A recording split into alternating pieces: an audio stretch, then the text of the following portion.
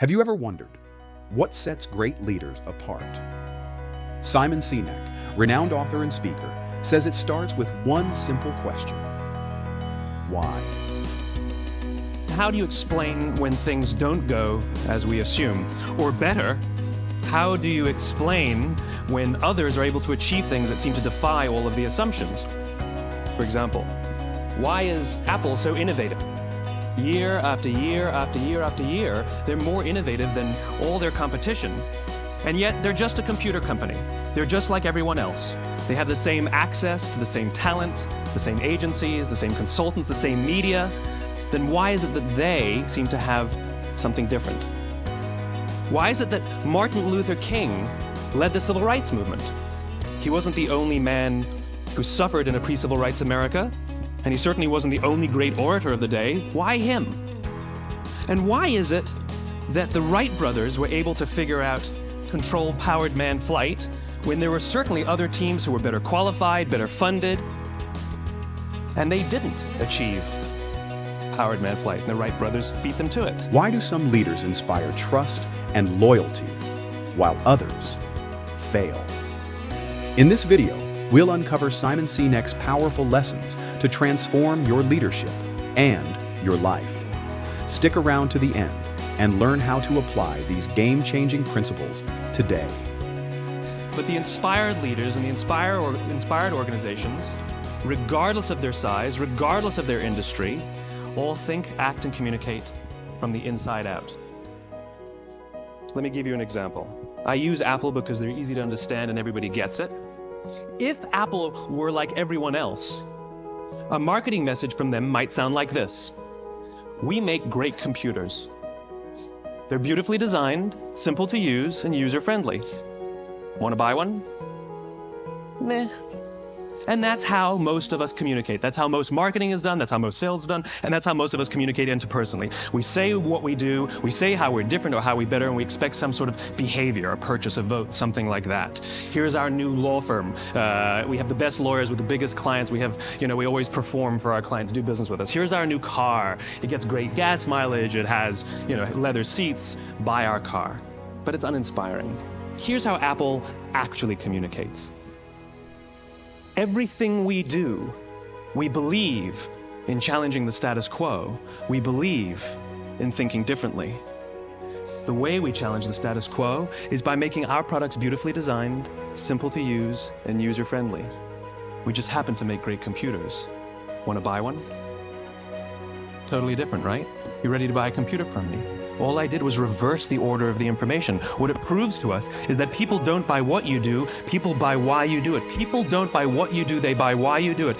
This explains why every single person in this room is perfectly comfortable buying a computer from Apple. But we're also perfectly comfortable buying an MP3 player from Apple, or a phone from Apple, or a DVR from Apple. But as I said before, Apple's just a computer company. There's nothing that distinguishes them structurally from any of their competitors. Their competitors are all equally qualified to make all of these products. In fact, they tried. A few years ago, Gateway came out with flat-screen TVs. They're eminently qualified to make flat-screen TVs. They've been making flat-screen monitors for years. Nobody bought one. And Dell came out with MP3 players and PDAs. And they make great quality products, and they can make perfectly well-designed products, and nobody bought one. In fact, talking about it now, we can't even imagine buying an MP3 player from Dell. Why would you buy an MP3 player from a computer company? But we do it every day. People don't buy what you do, they buy why you do it. The goal is not to do business with everybody who needs what you have. The goal is to do business with people who believe what you believe. There are two things that I think that great leaders need to have: empathy and perspective. And I think these things are very often forgotten. Leaders are so often so concerned about their status or their position in an organization, they actually forget their real job. And the real job of a leader is not about being in charge, it's about taking care of those in our charge. And I don't think people realize this, and I don't think people train for this. When we're junior, our only responsibility is to be good at our jobs. That's all we really have to do. And some people actually go get advanced educations so that they can be really good at their jobs, accountants or whatever, right? And you show up and you work hard, and the company will give us tons and tons of training how to do our jobs. They'll show us how to use the software. They'll send us away for a few days to get trained in whatever it is that we're doing for the company. And then they expect us to go be good at our jobs. And that's what we do. We work very hard. And if you're good at your job, they'll promote you. And at some point, you'll get promoted to a position where we're now responsible for the people who do the job we used to do, but nobody shows us how to do that. And that's why we get managers and not leaders. Because the reason our managers are micromanaging us is because they actually do know how to do the job better than us. That's what got them promoted. Really, what we have to do is go through a transition. Some people make it quickly, some people make it slowly, and unfortunately, some people will never make that transition at all. Which is we have to go through this transition of being responsible for the job and then turning into somebody who's now responsible for the people who are responsible for the job. And as I said before, one of the great things that is lacking in most of our companies is that they are not teaching us how to lead. And leadership is a skill like any other. It is a practicable, learnable skill. And it is something that you work on. It's like a muscle. If you practice it all the days, you will get good at it and you will become a strong leader. If you stop practicing, you will become a weak leader. Like parenting, everyone has the capacity to be a parent. Doesn't mean everybody wants to be a parent, and doesn't mean everybody should be a parent. Leadership is the same. We all have the capacity to be a leader. Doesn't mean everybody should be a leader, and it doesn't mean everybody wants to be a leader. And the reason is because it comes at great personal sacrifice. Remember, you're not in charge, you're responsible for those in your charge. That means things like when everything goes right, you have to give away all the credit. And when everything goes wrong, you have to take all the responsibility. That sucks, right? It's things like staying late to show somebody what to do. It's things like when something does actually break, when something goes wrong, instead of yelling and screaming and taking over, you say, try again. When the overwhelming pressures are not on them, the overwhelming pressures are on us. At the end of the day, great leaders are not responsible for the job. They're responsible for the people who are responsible for the job. They're not even responsible for the results. I love talking to CEOs and say, what's your priority? And they put their hands on their hips all proudly and say, my priority is my customer. I'm like, really? You haven't talked to a customer in 15 years. There's no CEO on the planet responsible for the customer. They're just not. They're responsible for the people who are responsible for the people who are responsible for the customer. In life and leadership, the goal isn't to win, it's to keep playing and growing. This infinite mindset builds resilience and adaptability. What I learned is that it's the environment. And if you get the environment right, every single one of us has the capacity to do these remarkable things. And more importantly, others have that capacity too.